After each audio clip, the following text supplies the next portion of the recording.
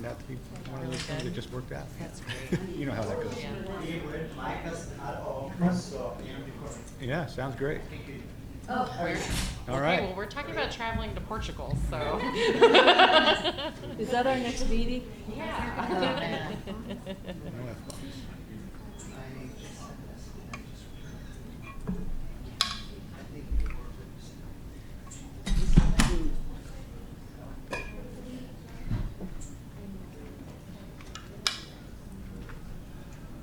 James not here. Luis. Is that his name? Yeah, Luis Gonzalez. I don't see him. Or maybe they knew he wasn't going to be here and didn't set one up.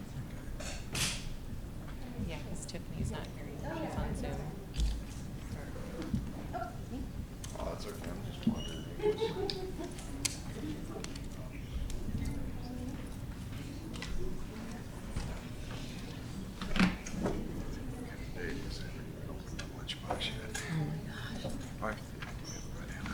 Yeah.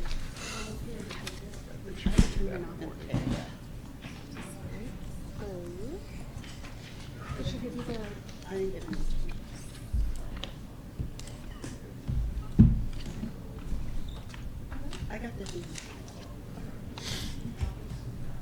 Okay, so let's go ahead and bring the meeting to order at 1:03. I apologize for the delay. For some reason, I'm having issues with my laptop over here, but thank you for your patience. So let's go ahead and start with roll call. Ms. Corboa? Jeffrey Anthony, Present. Catherine Arvizu, Present. Don Bell, Present. Montserrat Caballero, Cindy Coleman, Present. Luis Gonzalez,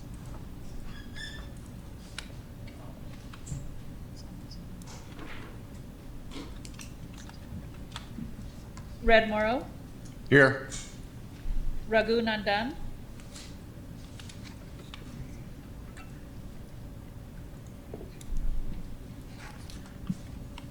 Peter Nordquist, Present. Tiffany Rogers, Present. Delio Sotelo, Present. Sophia Blue, Present. Erica Miranda Carter. Present. Okay, thank you, Ms. Corboa. So do we have any calls to the audience? Yes, we have two. Did you want me to read this? Okay. We do? Did you want me to So, read this? yes, Ms. Sophia, Ms. Blue? We're going to read the guidelines for call to the audience participation. At this time during the meeting, members of the audience may address the Bond Oversight Committee in regard to items of concern. During the audience call, the Bond Oversight Committee Chair or Vice Chair will recognize speakers and maintain order by setting appropriate limitations. Any person desiring to speak shall provide their full name and topic on a call to the audience card. When addressing the Bond Oversight Committee, the speaker should begin by stating their full name and topic. Speakers are encouraged to be brief. The maximum speaking time is 3 minutes. Individuals attending the meeting and/or addressing the Bond Oversight Committee should observe rules of propriety and good conduct and refrain from impertinent or slanderous remarks. TUSD serves students from all ages, so speakers should be aware that children may be present. At the end of the audience call, the Bond Oversight Committee Chair will ask if individual Bond Oversight Committee members wish to respond to a speaker's criticism, ask staff to review a matter, or ask that a matter appear on a future agenda. By law, at most 2 Bond Oversight Committee members can address any single issue raised during the call to the audience. My apologies, I got ahead of myself. I jumped over 2.03, agenda adjustments. I'd like to request that we remove action item 4.02 to follow 5.02. I'll second that. Okay, motion by the chair and second by Ms. Arvizu. All in favor, say aye. Aye. Aye. Opposed? Just out of curiosity, what is the reason for the removal of the item? I'm sorry? Why are we removing the item? We're not removing it, we're just simply moving it down. Oh, I For see. presentation purposes only. Oh, got it. Okay, so aye. Aye. Any opposed? And any abstain? Okay, motion passes. So we go ahead and move item 4.02 to follow 5.02. So now my apologies, Ms. Blue. Again. No, I don't need to, I don't think I need to. I think I did. Oh, do I need to read it again? Sorry. Okay. Stephanie, should we read it? Yes, go ahead. Sorry, I guess I have to read it again. Public participation at board meetings, Governing Board Policy Code BEDH. At this time during the meeting, members of the audience may address the Bond Oversight Committee in regard to items of concern. During the audience call, the Bond Oversight Committee Chair or Vice Chair will recognize speakers and maintain order by setting appropriate limitations. Any person desiring to speak shall provide their full name and topic on a call to the audience card. When addressing the Bond Oversight Committee, the speaker should begin by stating their full name and topic. Speakers are encouraged to be brief. The maximum speaking time is 3 minutes. Individuals attending the meeting and/or addressing the Bond Oversight Committee should observe rules of propriety and good conduct and refrain from impertinent or slanderous remarks. TUSD serves students of all ages, so speakers should be aware that children may be present. At the end of the audience call, the Bond Oversight Committee Chair will ask if individual Bond Oversight Committee members wish to respond to a speaker's criticism. Ask staff to review a matter or ask that matter appear on a future agenda. By law, at most 2 Bond Oversight Committee members can address any single issue raised during the audience call. Thank you. Okay, so we'll go ahead and start with Tara Radliff.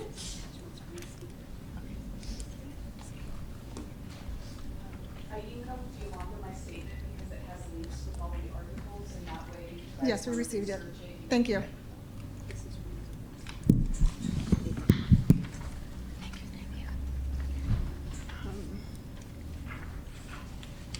Okay.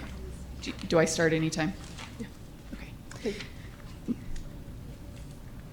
My name is Tara Radliff. The EV bus presentations you will see by staff are ideal and not real world.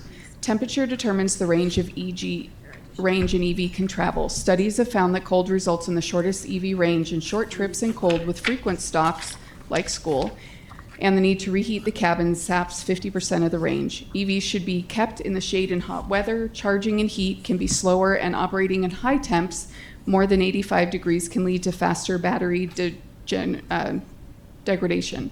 Fast charging is limited in extreme heat. Letting an EV sit in the sun for weeks on end will reduce the life of the battery. At 90 degrees, there's a 5% range loss. At 95 degrees, a loss of 15%. At 100 degrees, a range loss of 31%. Recent failed EV bus fleets. New York, the Association of Pupil Transport has a 20% failure rate of buses. Edmonton, 45 of the 60 buses are out of service after 7 years. Asheville, 3 out of 5 buses are out of service after 5 years. Ann Arbor, school bus fleet has a lot of downtime and performance issues and aren't fully on the road. The district's environmental sustainability director stated, "I have a number of colleagues in different states who are facing similar challenges." Philadelphia, all 25 buses removed from the roads after 4 years. Winthrop, all 4 buses can't pass state inspection and are unusable. Austin, the transport agency's buses have been less reliable and harder to fix. The COO stated the reliability of electric buses, no matter the manufacturer, is less than a diesel bus. Florida, half of Broward County's 42 buses are out of service at any given time. California, Santa Clara Valley Transport Authority was forced to remove all 10 of its buses from service for continued problems. Minnesota, the head of the EV bus infrastructure at Metro Transit, said after 4 years of EV use, we're still paying more on a per mile basis for electric than diesel. Fire dangers. EV batteries are a fire hazard. There is no known fire suppression agent that will completely extinguish these fires. This is a huge risk for students, staff, and infrastructure. If you want to invest TUSD's bond money in this risky technology, you should require Schneider Electric to enter into a binding performance agreement with TUSD, guaranteeing things such as a minimum in-service performance, maximum maintenance costs, and guarantee on bus systems and batteries. Finally, not allowing written comments in the call to the audience along with the middle of the day meeting time is evidence that you don't want public transparency, accountability, or accessibility. Thank you. Thank you. Sue Ann Christensen.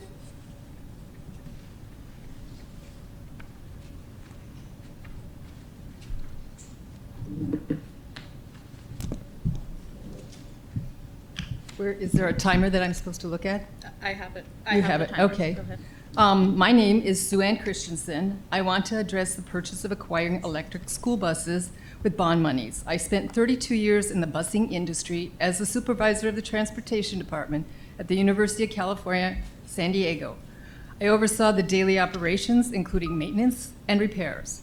I experienced the compromises alternative fuel vehicles create by environmental solutions for the planet. The downline time was frequent, daily operations suffered. The hidden costs of operating these buses were unseen up front. The vendors promoted a different story. Current evidence reports EV buses tend to be sluggish, weather affected, and offline more. Currently, EV buses are reported to be offline 20% of the time, compared to a diesel bus at 1% of the time. 20 buses out of 100 makes running services difficult when 1/5 of your buses are out of service. Maintenance is more expensive, mechanics require more training, outsourcing to vendors is timely, and it affects service. In April of 2024,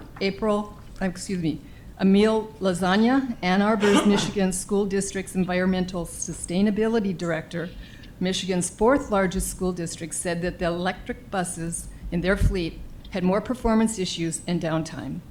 The promised 50,000 electrical infrastructure for EV buses skyrocketed to more than $200,000. Can Schneider Electric deliver the infrastructure they promise? I won't go into the other ones because I've already heard them from somebody else, but I also want to say that the minerals used in manufacturing EV batteries are financially exorbitant. The intent to improve our environment is offset by the complicated disposal of EV batteries. Currently, burying batteries is the means, and it pollutes the land. At the highly reprehensible child labor used in 40% of mining minerals, it is terrible. The Edmund Journal reported by Pierre Ducharme, an electrification expert for Marcom Management, consulted in the purchases of EV buses. His recommendation was to buy only 5 and determine the longer-term value.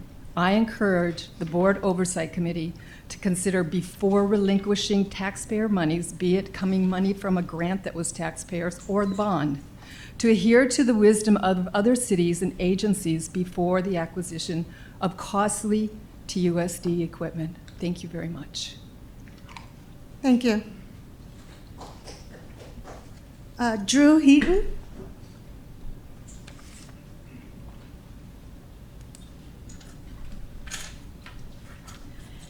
Good afternoon. My name is Drew Heaton. I came here today for a couple of reasons. I am one of your constituents, and I am the Libertarian Party chairman in Pima County. Above all, I want to express my appreciation to you for your service as a bond oversight committee. I believe you serve a noble purpose. Because libertarians are often misunderstood, I wanted to take this opportunity to clarify that we are the Don't Tread on Anyone party. If there's anyone that can stand up and say, I disagree with you, but I can live peaceably with you, it's a libertarian. We do not believe in the use of government force against peaceful people in a civil society. I think that makes sense to many people. However, our society has become so dependent on government that most people do not know what that looks like in actual practice. So please let me give you an example. I know that all of you would agree that if I took money or property from one of you without your permission, that would be theft. I know you would still agree with me if I grabbed one of my friends from the audience and we decided together to take your money or property, that would still be theft. You see, it doesn't matter how many people get together, even if we call it voting, and decided, even if it's called legislation, to take money or property from someone, it is still theft. Some of you may have heard the libertarians saying taxation is theft. That's what we're talking about. So before you ask me, but who will build the roads or who will buy the buses? Libertarians do have an answer for that, but my time is limited. So please let me buy you some coffee and we can talk about that on a more personal level. It is for this reason, this problematic relationship with government that we have, that as libertarians, we believe that if government is to be anything at all, it is to be as local and small as possible. That is why I say you serve a noble purpose. You are overseeing the money and property that has been taken from me. Until I can end government theft, I want to see that it is being put to good use here in my community. I believe I understand the situation you are in with this bus procurement. You have received an incentive from the federal government to make this purchase. Charlie Munger is famous for saying, "Show me an incentive and I'll show you an outcome." I might set a piece of candy in front of a 2-year-old and tell them if they don't eat it, they'll receive a greater reward in the future. But as any adult understands, the odds are not in the child's favor. They likely don't have enough life experience to recognize the implication of the situation they find themselves in. A great deal of information has been shared with this board with valid concerns about the bus procurement. There's nothing truly wrong with the incentive, but I do believe it takes a greater amount of maturity to weigh the current situation with the future implications of this purchase. I'm not saying don't ever buy EV buses, but I am saying that there is wisdom and maturity in waiting. Thank you. Thank you. Next, we have Pilar Acosta Ruiz.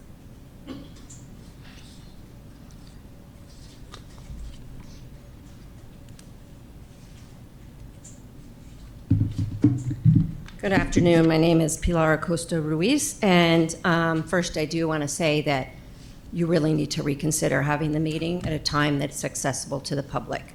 I had to take off work to be here because this was an important issue, and that shouldn't have to happen. I know I heard that you guys don't want to have it in the evening because nobody shows up. That's not true. Hopefully your board liaison can tell you that and carry the message of the people that spoke at the board meeting on Tuesday night about this here topic who couldn't make it here today. So I'm not going to repeat other things that people have said other than subsidies are taxpayer dollars. This bond was voted in by the voters of Tucson, actually, TUSD, and they deserve to have a voice. And putting it on an agenda 3 days prior, or whatever it is not sufficient. You need this, of all the board committees, this is the one that should be the most transparent. This is the one that should be the most accessible. It is not. And you, as people who have signed up to do this servant duty, should really take that into consideration because their voices will not be silenced. I have heard from numerous people about their concerns about this expedited bus issue, and they can't be here today. They can't even send in their comments to be read. That is not transparency. That is now being accountable to the public. We are the ones that passed this bond. We have a voice, and you need to hear it. So you need to, there's no emergency, right? And if you want to buy 10 buses that are electric and put in infrastructure for a district that has 300 buses, does that really make sense?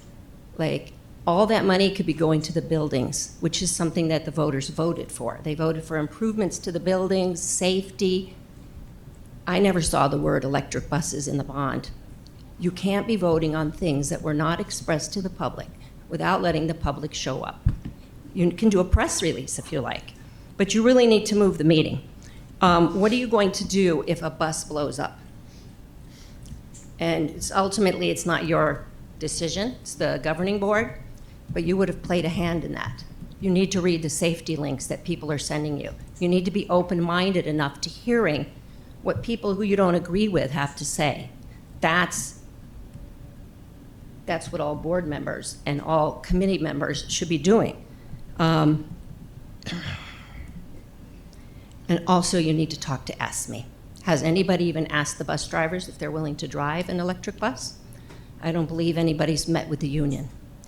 You know, they are your bus drivers. They are going to be the frontline people. They're going to be the ones driving around our children.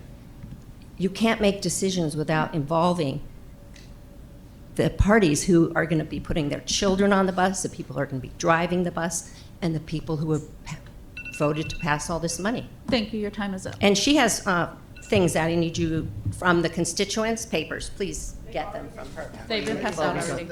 Okay, thank you. Thank you.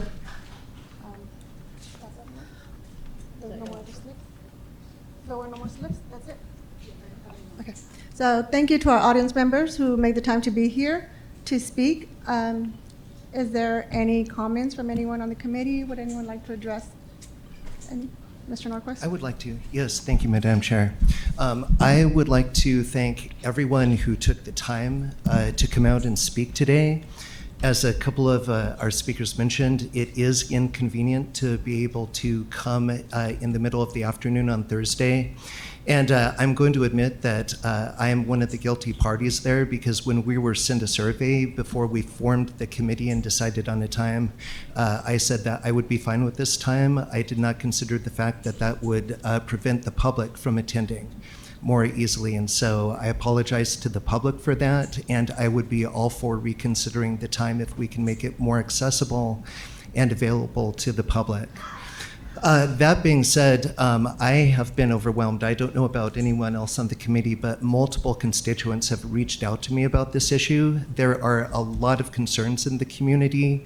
The vast number will not be heard today because we do not have a way for people to mail in comments to be read.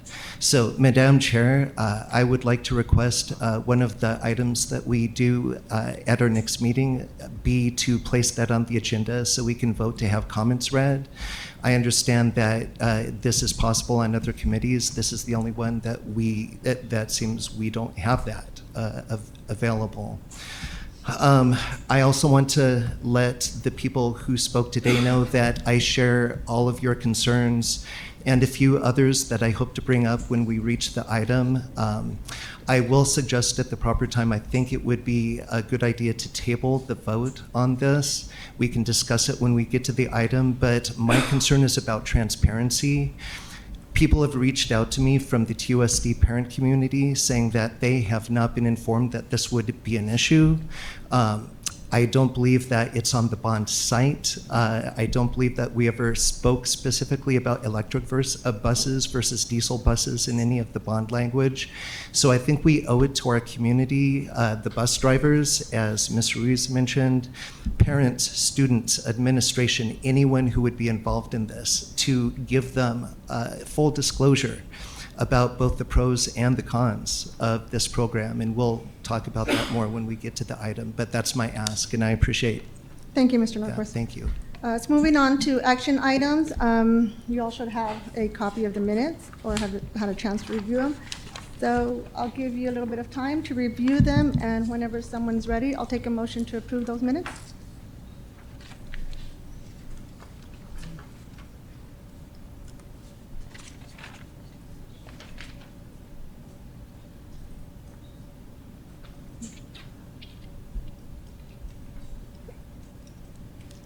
I'll move that we ratify the minutes or accept them.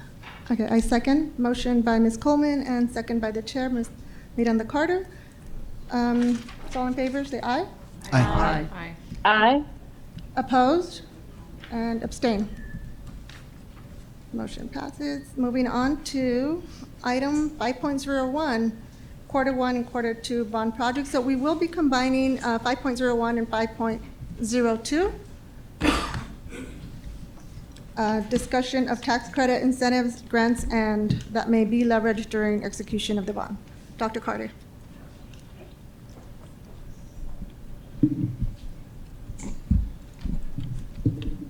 Well, good afternoon, everyone. Hi. There's a lot been going on since we met last, and I am super excited.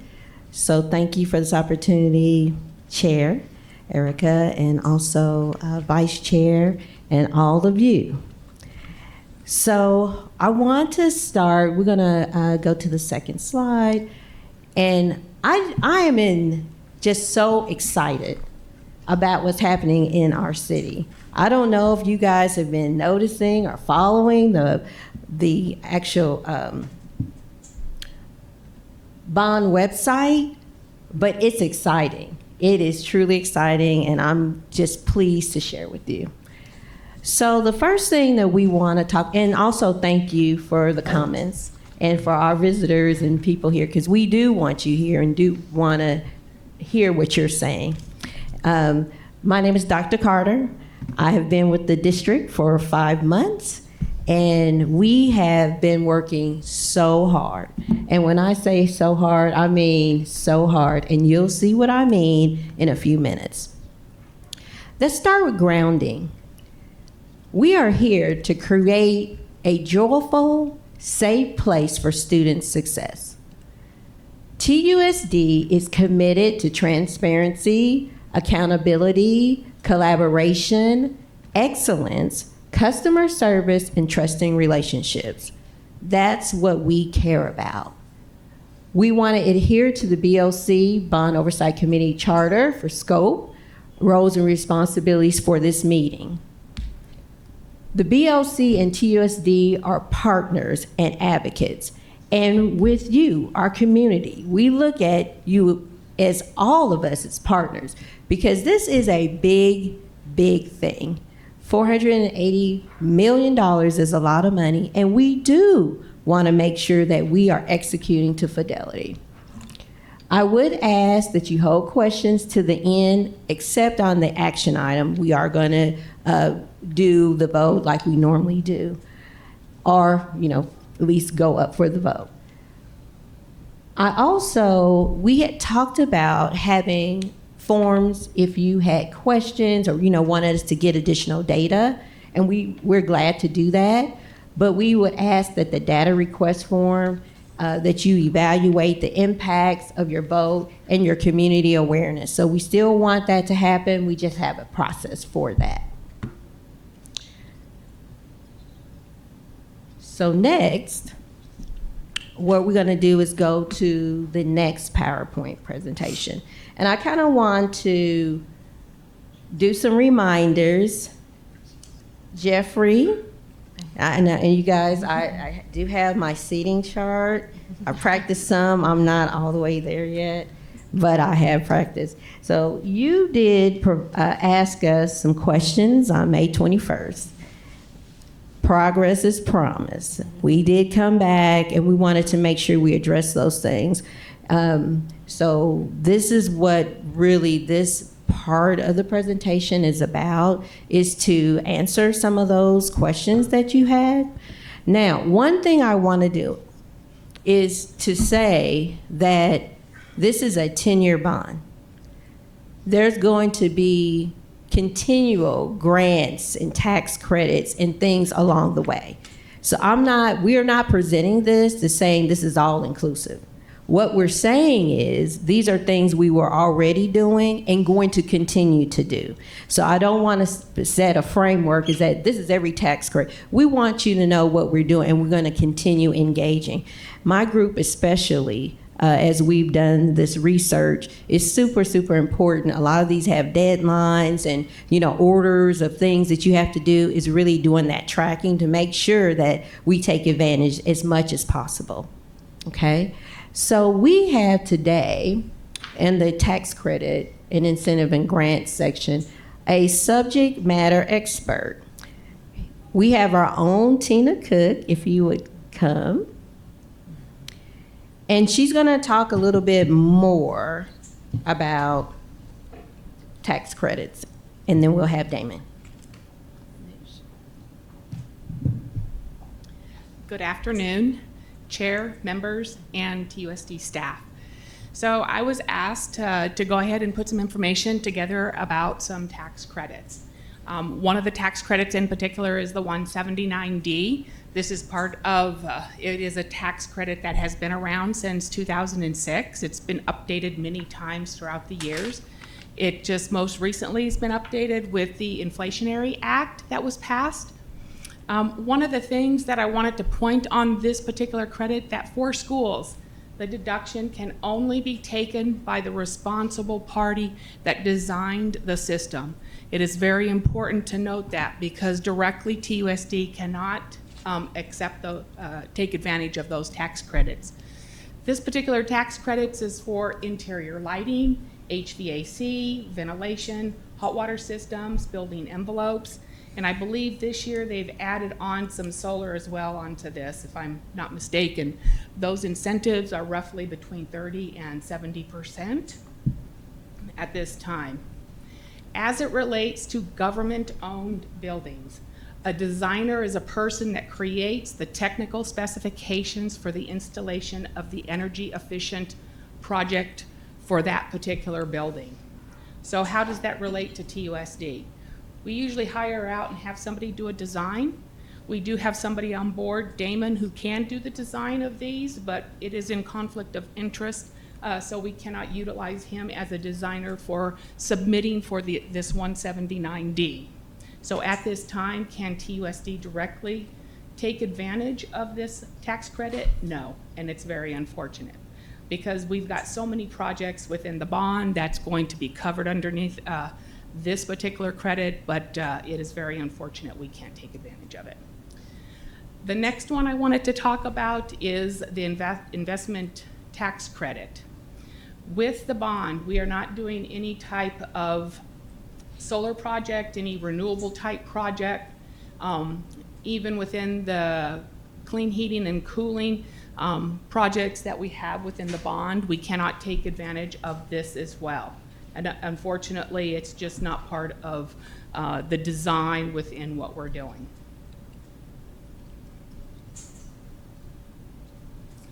The next one that's going to be talked about, I'm going to actually pass this over to Mr. Ballesteros.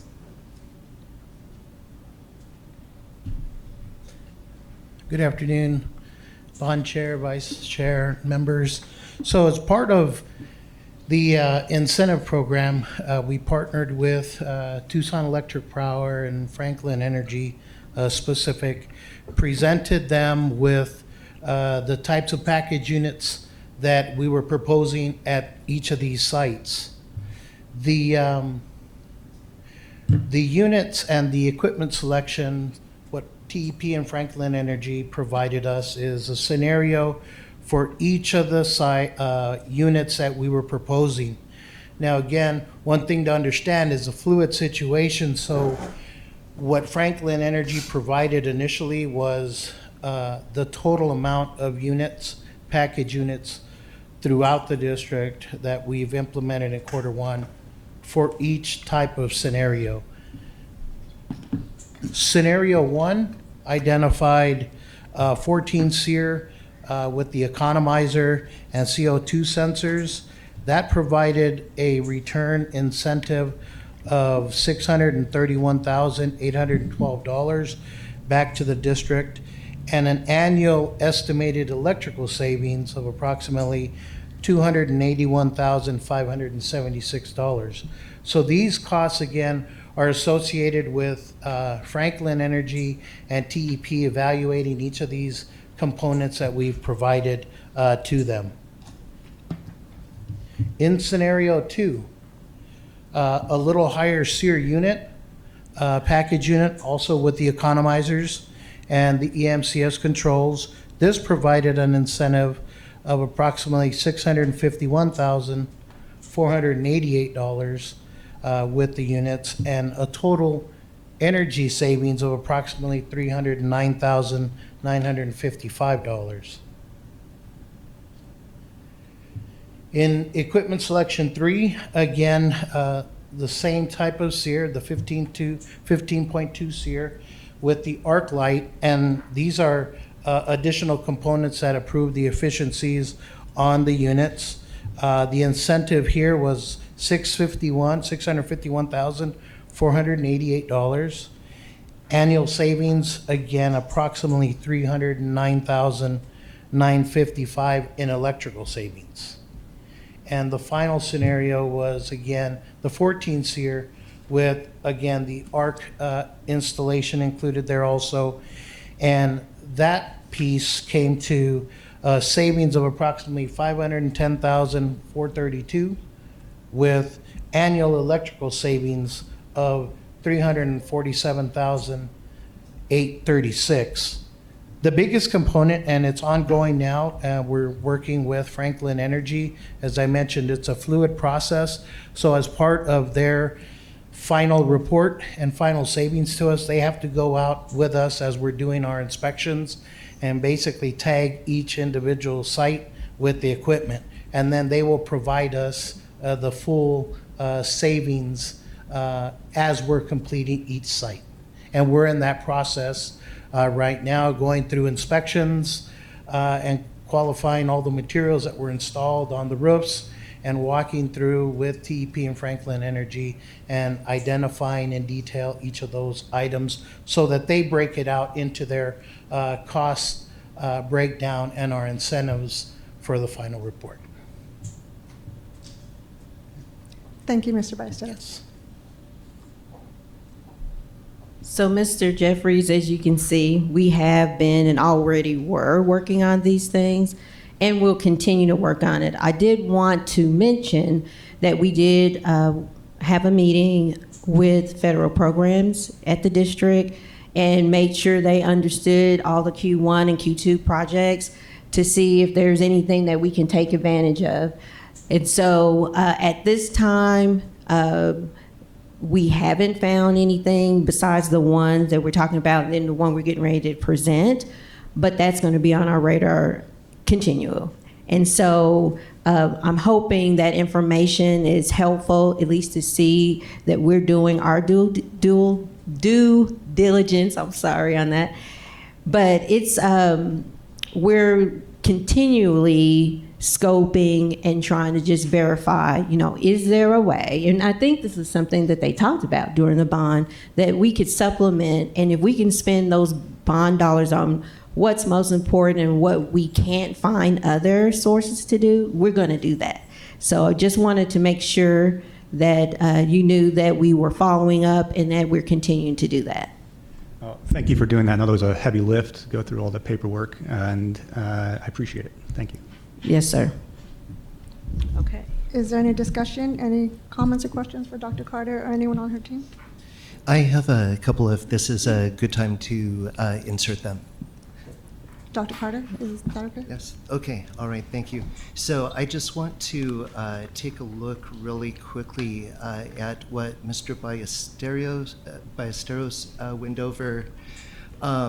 When we are talking about the HVACs, I know this has been discussed before, but I just want to reemphasize why I think it's important for us to continue oversight on this, as well as many issues. It's not to be obstructive, it's to actually have your back. So the wording from the document that we were just shown earlier states Tucson Unified School District has begun the process of replacing HVAC equipment with newer, more efficient, energy-efficient systems, including network building automation systems, BAS, or energy management systems, EMS. So I had asked about EMS before, and this is one of the reasons why I was actually interested in getting model numbers. Ironically, I think it may have been insinuated at the last meeting when we unfortunately had technical difficulties that in asking for model numbers, there may have been some sort of nefarious intent, but I can assure you anyone who wants a model number can merely go and read it once the machine is installed.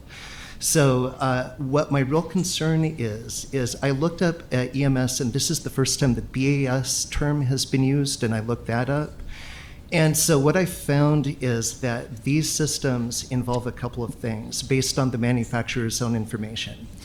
They involve centralization through what's called the Internet of Things, which is going to connect HVACs to lighting, to sprinkler systems, et cetera, multiple systems, place them under centralized control. Some manufacturers, it may not be ours, but it could be, intend to use artificial intelligence as part of the means to actually collate and manage the data.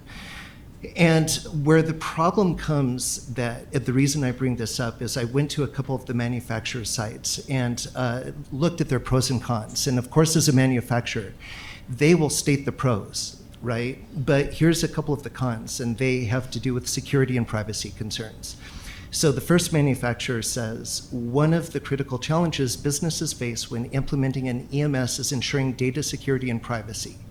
With the collection and analysis of sensitive energy usage data, there is a need for robust security measures to protect this information from unauthorized access or cyber threats, which TUSD did have a problem with last year, right?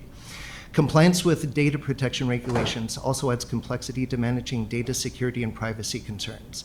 And then the one I found more troubling was this one. So under the topic of security concerns, with the growing spectrum of capabilities and connections to the Internet of Things, building automation systems were repeatedly reported to be vulnerable, allowing hackers and cybercriminals to attack their components. Buildings can be exploited by hackers to measure or change their environment. Sensors allow surveillance, e.g. monitoring movements of employees or habits of inhabitants, while actuators allow to perform actions in buildings, for example, opening doors or windows for intruders. Several vendors and committees started to improve the security featured in their products and standards, including KNX, Zigbee, and BACnet. However, researchers report several open problems in building automation security. And then finally, on November 9th, 2019, a 132-page security research paper was released titled I Own Your Building Management System by Gyoko Kristic and Sipke Mayema that addressed more than 100 vulnerabilities affecting serious BMS and access control solutions by various vendors. So I mentioned the fact in the last couple of meetings that there was an instance I had become aware of in California, and there was a question about why that's relevant. My answer was it's about the technology, not the location, where a retirement community had had this technology installed. Someone had managed it from the outside, and it resulted in deaths.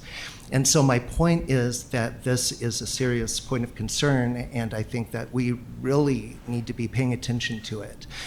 Not only the governing board when it gets to them, but first us, because we are responsible for fiscal, safety, and accessibility issues for our administration and our students.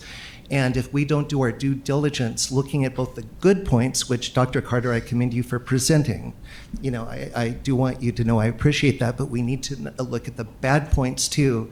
We are not doing our job as a committee to look out for the safety and security of both students and staff. So that's what I wanted to say. Thank you. Thank you, Mr. Norquist. So is it more of a statement or a question? Well, it's a statement Okay. because it's partly what I didn't have a chance to state at the last meeting Okay. because of our technical difficulties that we were experiencing with During Delian and I. the Zoom. Okay, Yes. so the statement is just the concerns with the security, as you had mentioned before, correct? Exactly. The concern with the Internet of Things, interoperability and consolidation of everything at a single point that can be managed outside of the system. Right, and again, it's a great question, but just one point of clarification. As you mentioned BMS, which is the building. BAS. BAS, a building automation system, which is the entire infrastructure, as opposed to what we're doing here is EMCS, which is strictly just the energy management controls. Those are two independent components. What we're doing with the EMCS controls is strictly monitoring the heating and cooling at the site. With a BAS system, it brings up all the other components that you mentioned regarding your locking mechanisms, your sensors in the rooms to identify movement. We're not doing a building automation system. This is strictly EMCS controls that controls the heating and cooling, where we can manage that on site to provide those comfort levels and make sure that they don't go out of variance to 2 degrees above 74 or 2 degrees below 74 degrees. Those Right. are our benchmarks. Okay, so Mr. Ballesteros, just 2 points then. One is in the research that I've done, I'm not an expert, but I'm trying to educate myself. Everything that I see indicates that EMS and BAS are not discrete entities. There's not a very exact line between them. And so I still retain my concerns and my admonition that we need to look at the technology and be transparent about it, because none of us have still seen any specs about this. The other question I have is, if we're not using BAS, why was it in the presentation? BAS, I could not. Because that's the reason I'm asking about it, is because it was in the presentation that you just went over. So if it was in the presentation, I can only assume that it's at least being considered. No, the BAS is not being considered, that I'm aware. All right, well, so just a note of information then that it is there in the presentation. So we do apologize if BAS is mentioned. That wasn't the intent. The intent was to explain, the energy savings with what we actually do have. And so, and I'm not sure, we can definitely, I'll go back and make sure that that's removed. No, I appreciate that, All Ms. right. Carter. In that case, my only final point that still stands is I am concerned about the infrastructure that we will be looking at and the centralization of control, possible hacking, and ability to be controlled from the outside. Thank you. Thank you. All right. Okay, so progress is promised there. We're going to continue getting better, keep it in mind, because we all want to be secure and make sure that we're doing things safely. So all that's noted. Our next topic in the presentation, we're going to go over the EV pilot program. So to me, this will be the next presentation. I think it's part 2, I want to say. So we decided, and we've been doing exactly what you said, Mr. Jeff. Sometimes I'm looking at you as two first last name names. is, Anthony is my last name. Anthony, Mr. Anthony, is doing just that. Taking partnerships, taking grants, tax credit, putting it together and doing whatever we can to get savings. And so that's what we're going to talk about. I'm going to have a disclaimer. I am not an EV expert. However, I believe I could explain the program, and we do have subject matter experts if we do have questions. So I want to make sure that we know that. So I can see electric vehicles is a hot topic for various reasons. But what we wanted to do is provide for you a program that we found and that we would like to apply for or have applied for, but to get the actual upfront cost. Okay? So let's start with the background. My understanding is that this particular pilot program, and Kenny, you're supposed to be up here. This is my other partner in crime. He is a subject matter expert among this whole first 5 or 6 people over here. So this grant, the EPA grant, was applied for of August of 2023. And this is an opportunity for TUSD through the EPA Clean Bus Grant to get 10 electric vehicle buses. It is in the bond. I know, and I did hear, and I understand what you're saying, that it's not explicitly stated EV bus. But on the, and I know you guys have your handy, mine's is tore up because I use it all the time. And I'm trying to conserve on, not a lot of color. So. On page 5, and I use this all the time, and you guys probably do, it's the proposed bond program. It has the categories, and we have under student transportation, which is $23,700,000. That is where TUSD has planned to have electrical vehicle buses. And so you guys do know that the bond has over 1,700 projects. We did not list all 1,700 projects. So I do understand that it doesn't explicitly say, but in our information where we developed the bond, that was always part of the plan, and to do this pilot. Originally, and it was called an introduction to the EV bus program, we were only going to do 6 buses. And so, though through this pilot, there was an opportunity to get 10. And that would total $3.95 million. TEP, which you guys can see, Raise your hand, TEP in the house.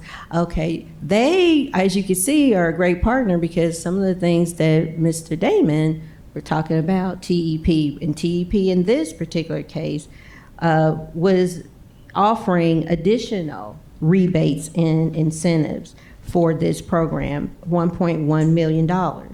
And then we also have partnered with Snyder. Snyder, raise your hand. Great partners for the design and development to implement the necessary EV infrastructure. So you might be wondering what is included. It's for 10 72 passenger type C electrical school buses, turnkey EV infrastructure with dual port chargers, and then have additional future-proof infrastructure to support up to 10 additional EV buses at a future time. So this gives us the opportunity, whereas we may not do this right now, but have the infrastructure and the capabilities to expand if that's what we so choose. So what is the cost for Tucson Unified School District? This total project, the cost of buses, the charger, the infrastructure, is $6.3 million. $6.3 million. Now, what we had budgeted in the bond was for 6 buses at $550,000, so that was at $3.3 million. That was the budget. So you can see that our budget and the total package of this is that we fell short. We were not going to be able to do as it is written with the pilot, in which they do have 4 extra buses. So the EPA grant will require us to have an initial upfront cost of basically $2.4 million. TUSD will be receiving rebates after the project completion of almost $1.2 million. This means the final out-of-pocket cost to the district for $6.3 million in buses and infrastructure is $1.2 million. As you can see, that's a significant savings. What is it that we are wanting for you to consider today? One of the reasons why, because I did hear someone say, well, what's the urgency? Well, this is a grant. Grants have time frames.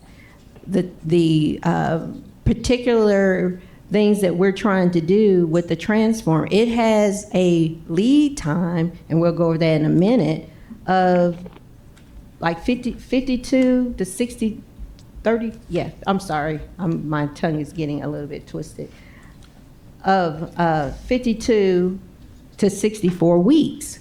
So that's one thing that is a lessons learned. We'll talk a lot more about when we get to the Q1 and Q2 projects, is that there's this huge lead time, and we have to also meet all these various deadlines and dates. So that's the reason why. And this is something that just didn't happen overnight. We've been working on this since, as we said, August of 2023. But the bond made it even more possible because now we have not an influence, but we have money that was already allocated and designated for this. So what happens if delayed? The district is at risk of losing $1.1 million in TEP rebates, and as a district cost is less than 20% of the total $6.3 million of this project. One other thing that I want to note is that there's 40,000 electric vehicles on the road and 5,000 EV school buses that are in operation. So this particular diagram, and I'm going to go ahead and just fill it all the way in, is a graphical depiction of what we just went over.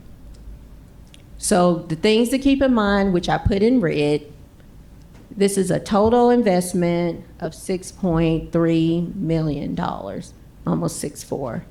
The total grants and rebates which is what we talked about a few minutes ago, finding incentives, finding grants, that's what we were asked to do. And so EPA grant is 3.95, almost 4 million. TEP, our partners with the doing 713K, as well as with the chargers, they have an investment. They also really want to see that we're successful in this project.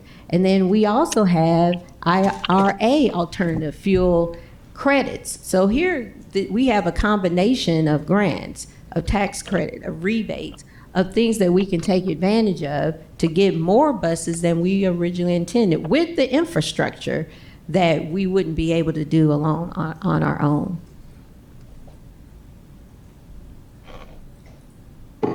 So I'm gonna just pause right there just so it sits clear as far as the money. And I know money is not everything, we know that, but this is significant, and it is something that was already planned in the bond. So just like when I came for the domestic water line, the way we are looking at it, it was already allocated. It's just moving it higher in the priority list. It was already designated, but that's what we were looking at from that standpoint. So the electric vehicle pilot, this is what it consists of. Again, 10 72-passenger electric vehicle buses, battery pack, regenerative braking, 5-year on command. It's hard to kind of read with the light on here. Diagnostics and Wi-Fi as a smart bus. So that's it. Did I miss anything that you want to? Okay. That slide didn't show they have AC. If that was the question, that slide didn't. Oh, Have AC. yeah, yeah. AC, they have AC. Yeah. So of course that. So basically, what we're asking, the critical path, which is a project management term, is this lead time. That's the rush. It's not because we're trying to get it through and not inform the public. It's because of where we are with the grants, with the transformer, this whole package to get it done in enough time to take advantage of this over $5 million savings. That's the ask. That's the reason why we were wanting this.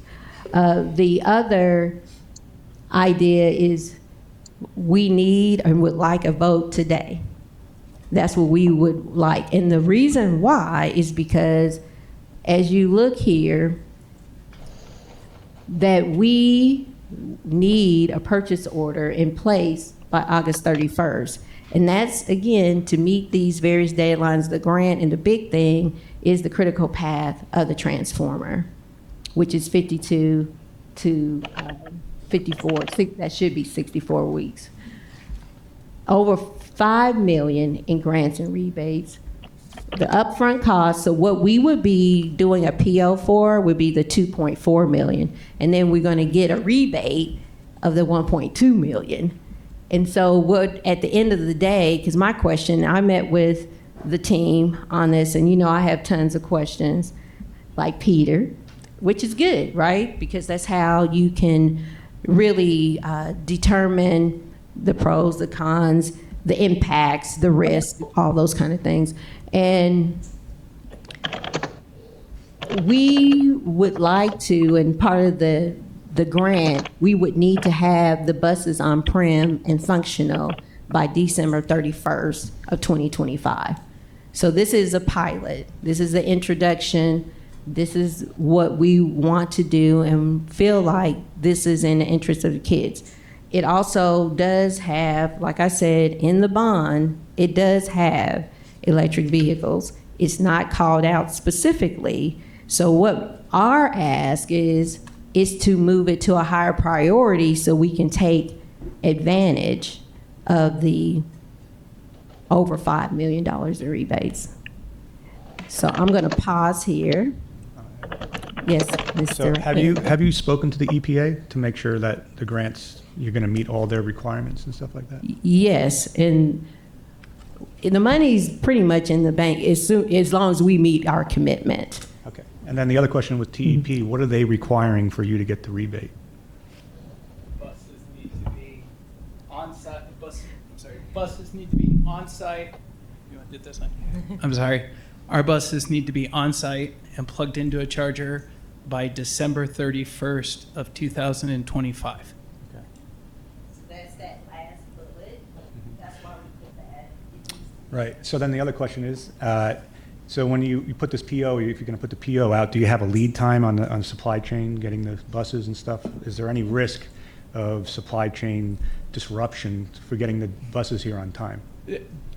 That's the ask today, is to manage that risk. So that's yeah. So you're asking us to reduce the risk in that.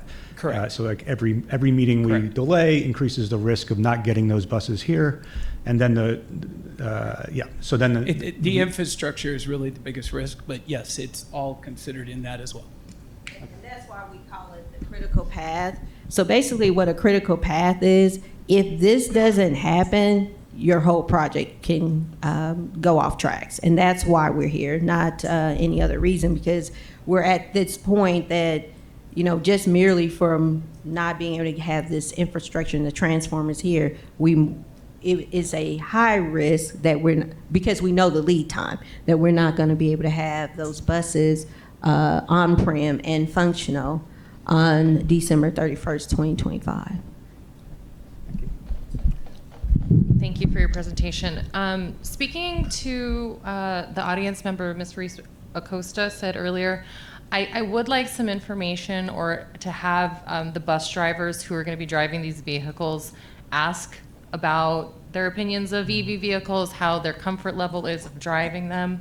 I'd also like to know if there will be any additional training that needs to happen about going from a diesel vehicle to an EV and how that would work. And then one last thing is that once the pilot hypothetically were to be in place, I would like feedback from the drivers of what it's like on the road actually driving the vehicles before progress moves forward post-pilot. So to the last comment, that's absolutely where we are. This is a pilot program, right? That's the number. Speaking to the training, the December 31st is to have them on site and to have them plugged in, and we meet our commitment to the grant.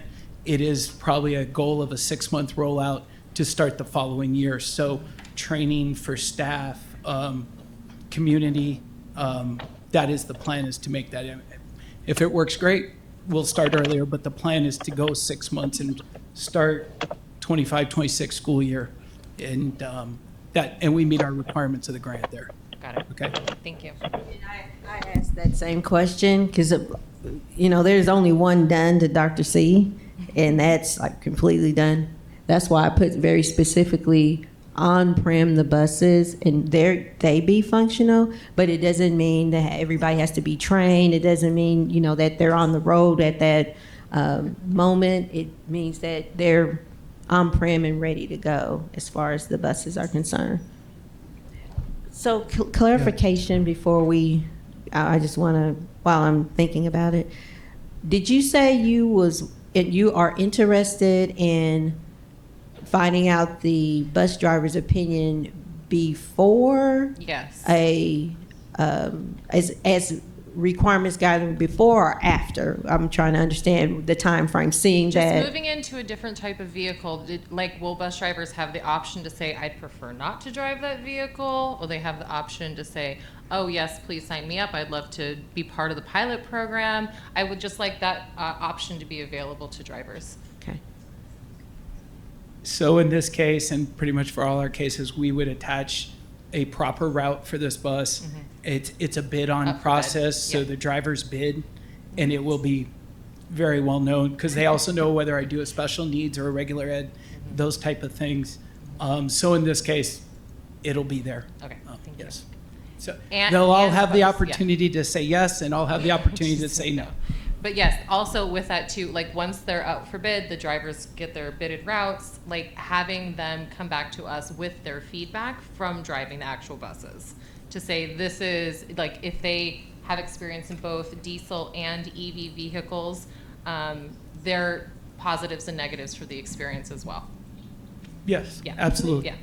Will parents also be notified if their child, if that particular route is going to be affecting This will their be a family? very public thing. We can, I imagine we can publicly post that as well. Yes.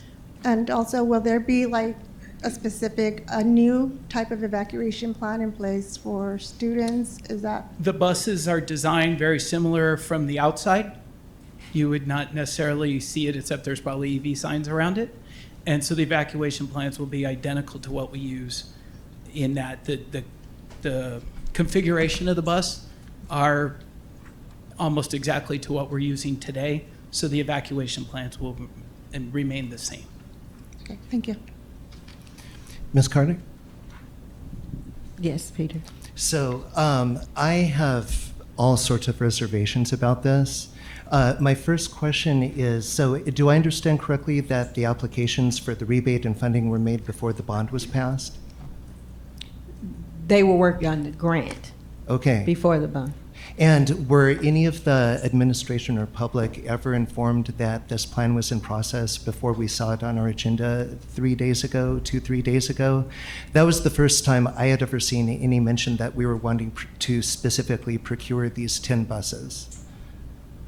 I'm not to my knowledge, but like I said, it is in the bond, and the bond does state that we can buy buses.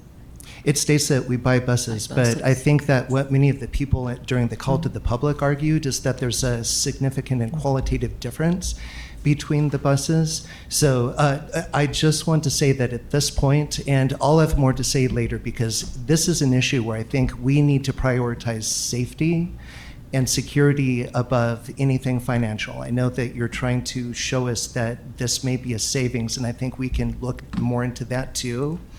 But safety issues should be first. And I kind of have the feeling right now that you get when you walk onto a used car lot and someone is trying to give you a pitch to make you buy something so they can move it off the lot. One thing I will say is that you're saying that we're going to lose these rebates and different financial advantages from TEP if we don't act within this time frame. Having spoken to TEP officials and other venues, I feel fairly confident that they stand a lot to gain from a deal like this and would be willing to make a similar deal in the future. So I don't really necessarily have a lot of faith in the fact that we're going to miss a huge opportunity here if we don't meet a particular deadline.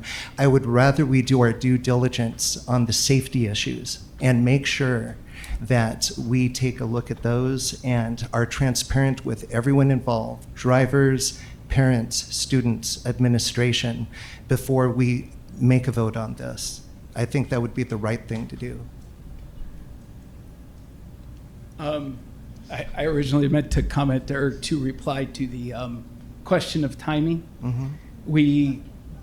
It's taken one meeting a week to get to this point. I've stood before you before and said, we're going to bring you a project, it's not ready yet. Mm-hmm. It is 1 week every week to put this type of project together and assemble all of these people and their schedules to do that. So that's the only comment I have about why are we here today. Right. Because for 1 week a year, we've worked to get to this point. Like that's my only answer for that. We Mm-hmm. applied, we have to wait for the EPA grant.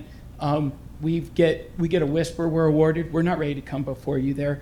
We want a piece of paper, right? We need to have that piece of paper in hand. So that was just my answer as to why. How did we get here? A lot of work since August of 23. It wasn't that easy to assemble that. That's why there's that much timeline on that. I appreciate that. My point, I guess, is that what happens if you put all the work into this, which I appreciate, but you end up receiving a product that you're not expecting and does not perform in the way that you were hoping. And you're kind of out the door at that point, right? well, thank you. Noted your comments. Okay. Yeah. Cindy? Yeah. I'm just going to say that I concur with some of his frustrations because I was on the board that the community oversight to the tax or the bond being passed. Never were electric vehicles ever mentioned. Mm-hmm. Okay, so now we jump over to this side, and there was a specific question asked of some people at the last meeting about electric vehicles. electric buses. And it was, no, no, no, that's not what we're talking about. Yeah, and they're not here today. But my frustration is that we need to do some research personally. I've only had a couple of days to really look at the cost, the safety issues, the concerns with that. And so I feel a little bit inept making a decision when I don't feel comfortable with what I'm seeing. And yes, some of the things mentioned here today were part of that. But to all of a sudden here, we need to make this decision right now without us really fully vetting the process. It's frustrating to me. Okay. Dr. Carter, I have a question in regard to what Ms. Ratliff had stated. I do have how, in regard, especially pertaining to where it says that they should be kept in shaded weather and extreme temperatures. Like how is that working here in Tucson? How does that? So we have a subject matter expert as well that we want to allow to speak. Good afternoon. My name is Tom Hartman. I'm the general manager of RWC Group. We're a school bus dealer for the state of Arizona. We work with all the school districts in the state. I've been in the industry 31 years. We are fuel neutral. We sell gasoline, diesel, and electric buses. So we ended up working with the schools to try to achieve their goals and what they feel works for their application. I'll get to your question here real quick in a second. As far as electric vehicles and are they safe? All the school buses that are in your fleet today, and for that fact, all the school buses in the country, they all have to be built to Federal Motor Vehicle Safety Standards. Electric buses are no different. So I just wanted to make a quick statement from that standpoint. We are transporting, we all agree, the most precious cargo in the world, our children. So they all meet the standards that all your buses in your existing fleet meet. To answer your original question, could you repeat that one more time? It was mainly applying to the heat here in The heat, Tucson. How yes. does that affect the So electric? all the electric buses have a thermal management system. So the buses that we're talking about today, the 10 buses, they keep the buses, or the batteries rather, at a constant 72 degrees, okay? Range, there's really two things that can affect range. One is drivers and how they drive them. So it's important that we give you training with your drivers. By the way, drivers will love the buses because they perform a lot better than the diesel buses. As far as the charging, the use of heaters. So we don't use heaters very often here in Arizona, maybe a few months out of the year. That will affect range. So heat, yes, will affect range, but the batteries will then keep them at a certain temperature. These buses that we're talking about today, 130-mile range, heat or the use of heaters may reduce that by 10 to 15%. So about 110 miles would be, say, the worst range that you're looking at. Morning route, afternoon route, we're putting them on routes that we know will be successful. This is a pilot program.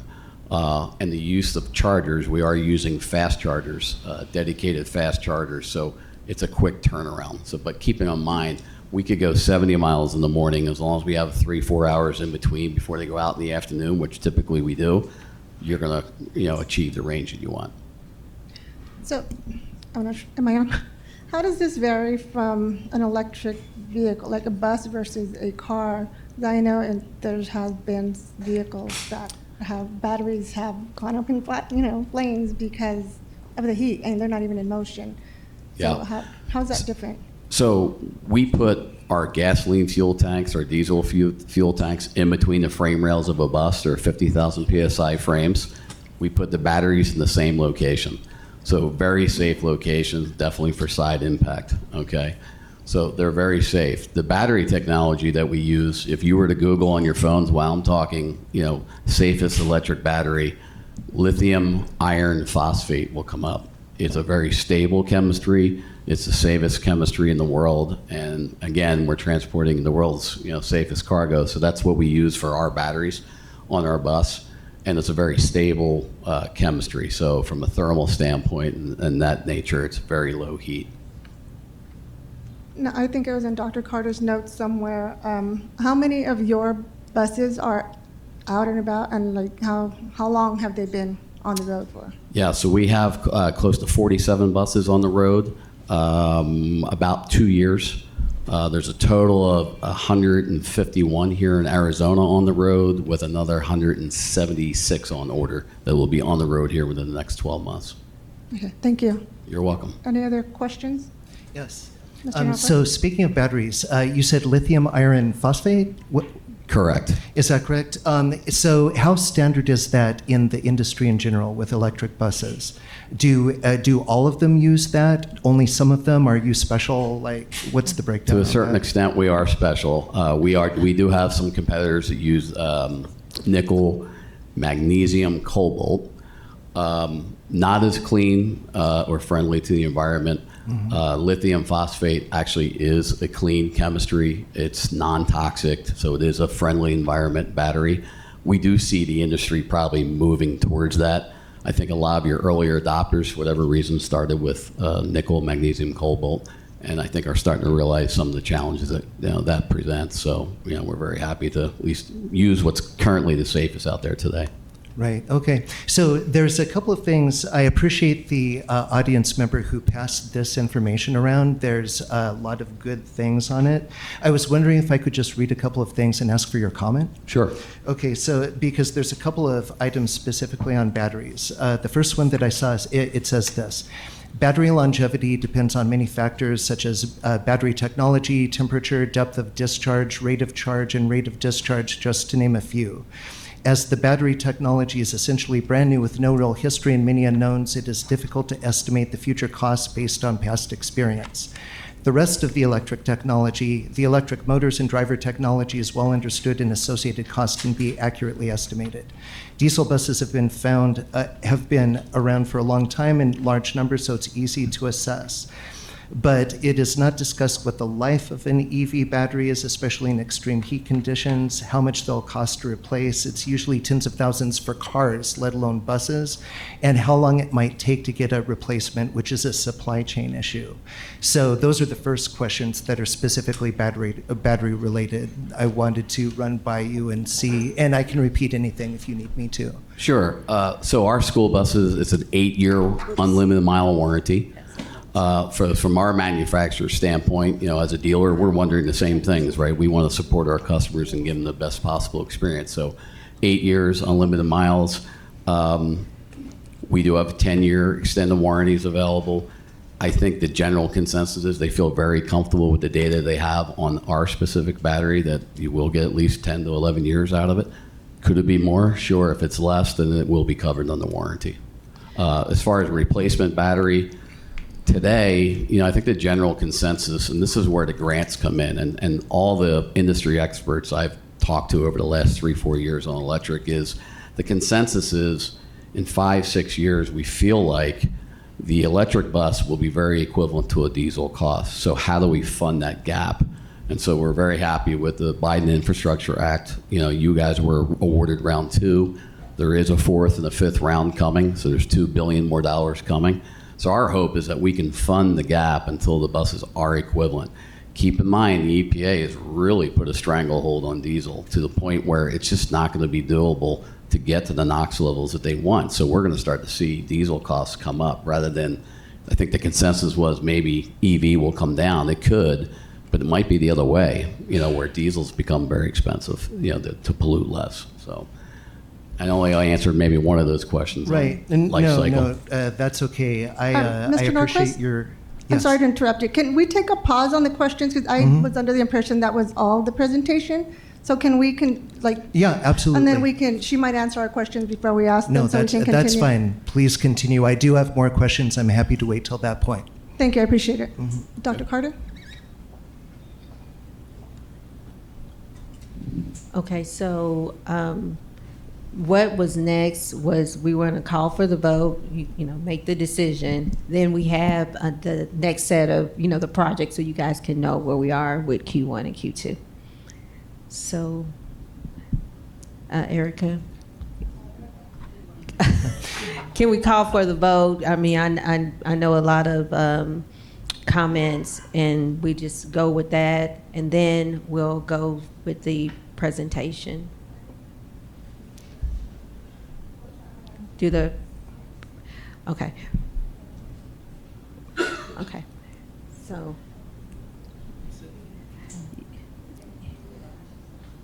Go ahead with the Q1 and Q2 projects. Are you ready for the votes? It's up to you guys how you want to do it.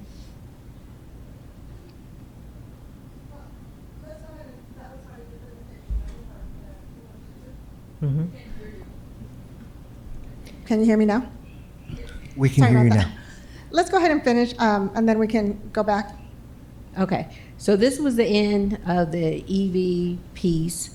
So now let's go to the next part of the presentation.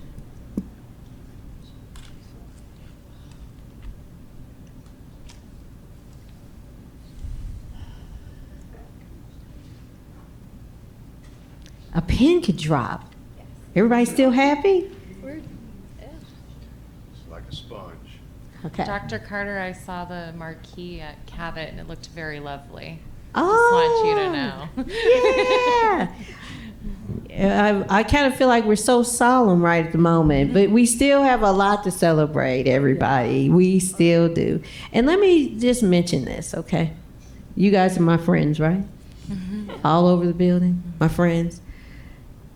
This is a partnership. All these meetings are not going to always be jump up and down. I mean, we have to deal with hard issues, and that's okay. We'll get through it.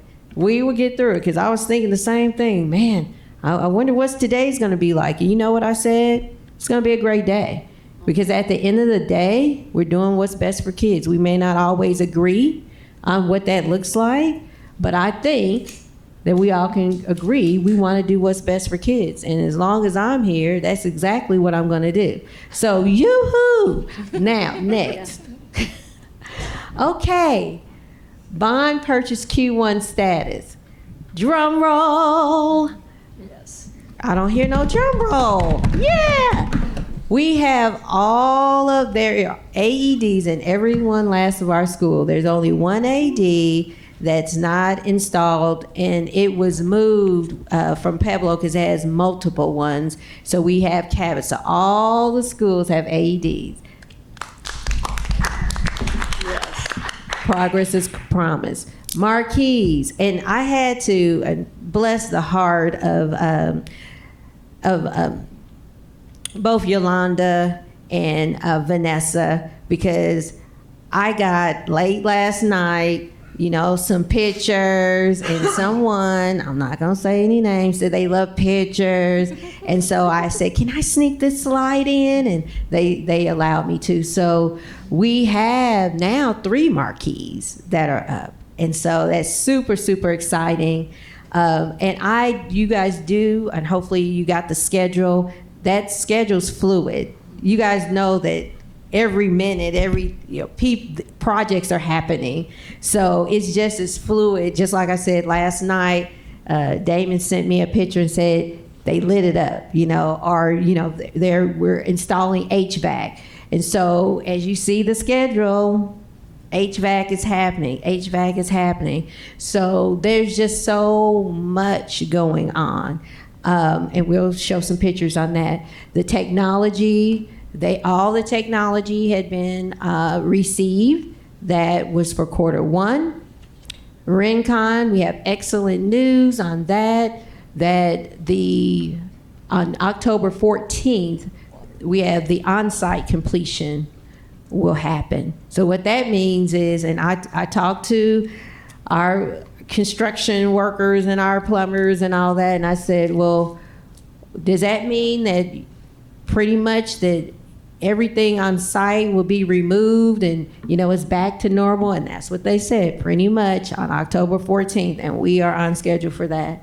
And then the only thing left at that is the project completion with the archival of all your as-built and all the paperwork and assets. And that, thank you, Bond Oversight Committee. You trusted us to move that project up, and we're making a difference. So thank you. We're on schedule for that. We did do a bus lease payoff for $2.2 million. So that's done. And then we have the bond management fees. I also had sent you guys a sample of what I would like to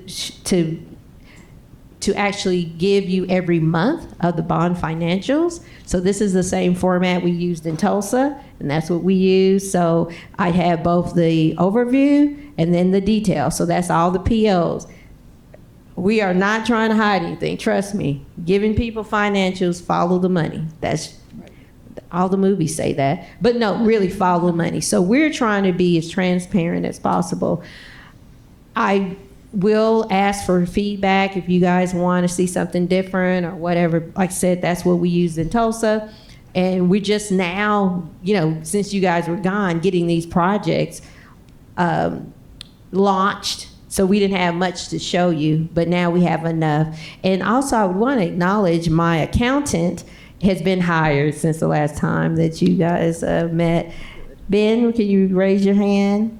So I have my second full-time staff member that's part of the bond department. So he worked real hard, and Dr. C was like, can you make it look like this? No, change this. No, put this there, So he's helping, but I really want to make sure you guys can see who the vendors were, the cost, and all that kind of thing. And so we can continue to do that. All right, so that's Q1. Right now, the only thing that I think that possible yellow, and I didn't forget your report, Cindy.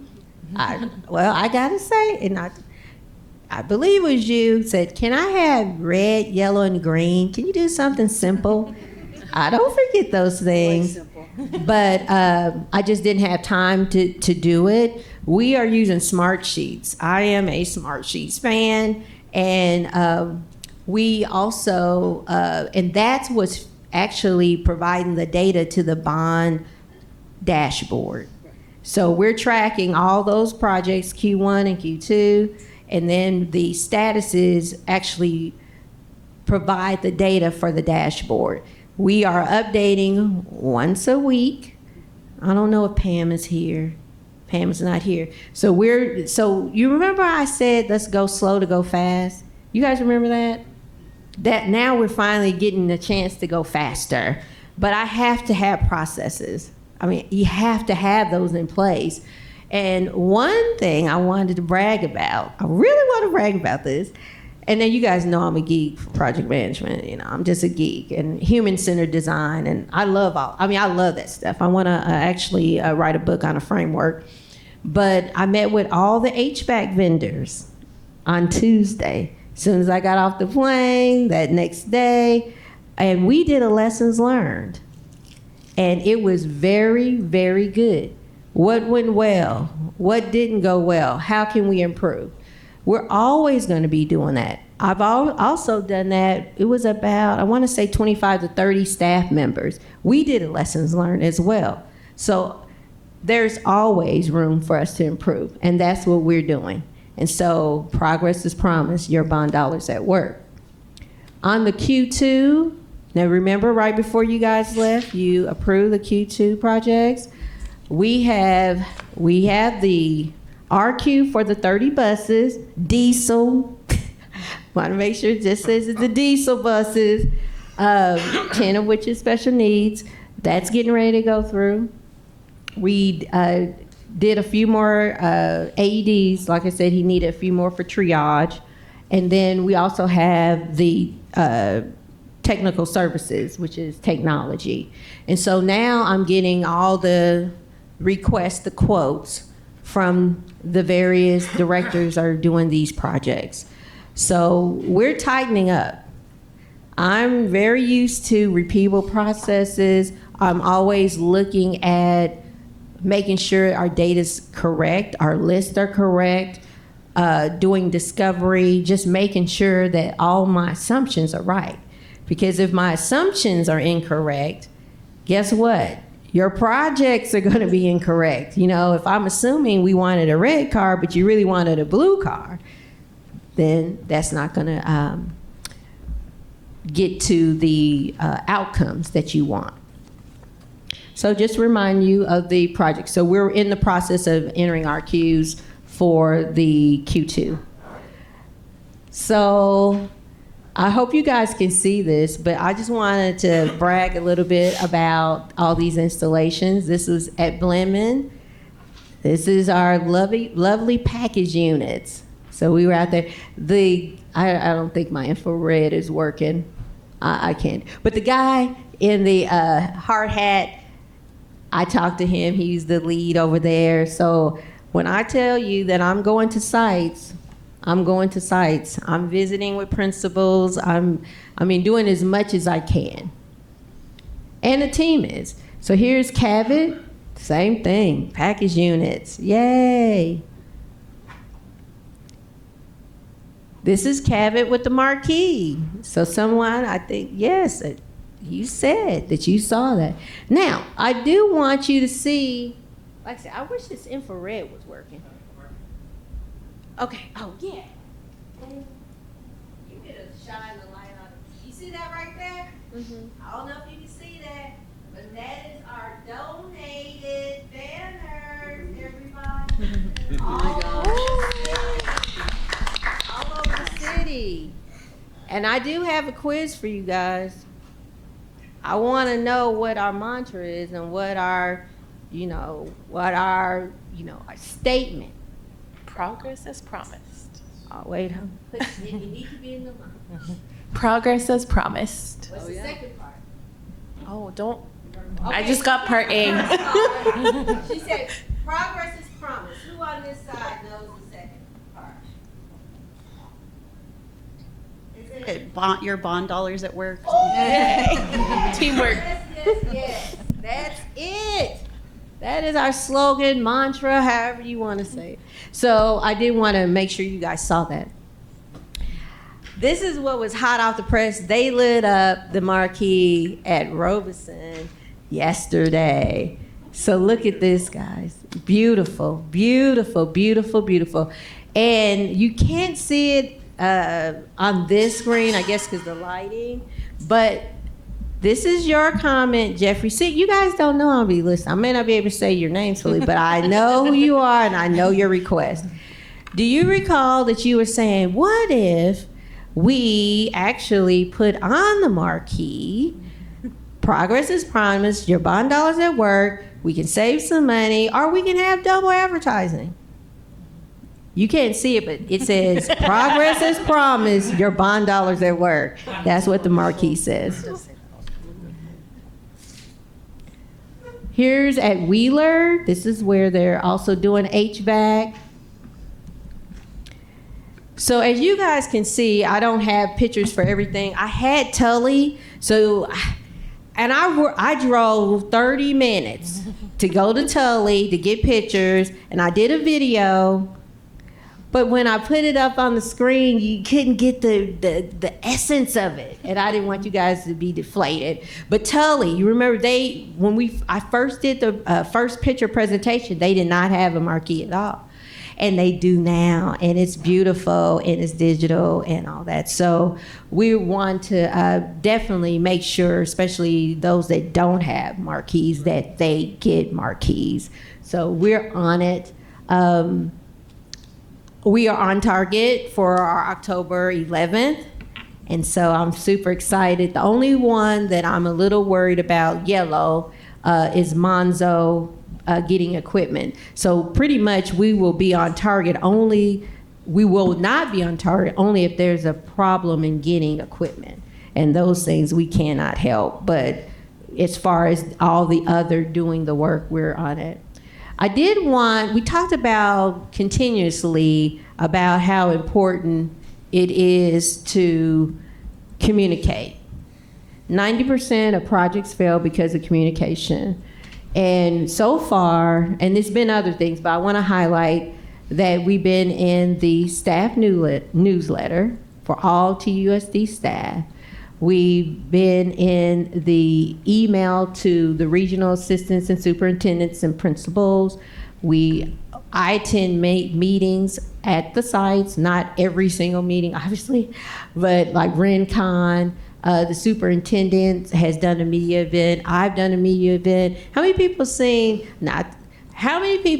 the video that we did with the HVACs at Blenman?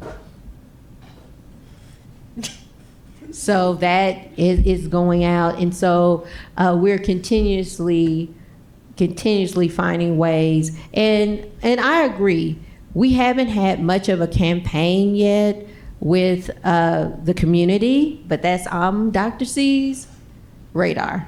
I have a comprehensive, when I tell you comprehensive communications plan. But I do want to remind everybody, we've only got our first projects approved in April. Yeah. You guys, this is a 10-year bond. So give us a chance to do our best, and we absolutely are. So it takes time. That's why I'm saying, let us go slow to go fast. And so I will be addressing just project things in general, but we're just getting steam. And I just got staff. I was doing this in March and April by myself. By myself. So just wanted to keep that in mind. So this is a picture of the superintendent. This was a media event with KVOA and about HVACs.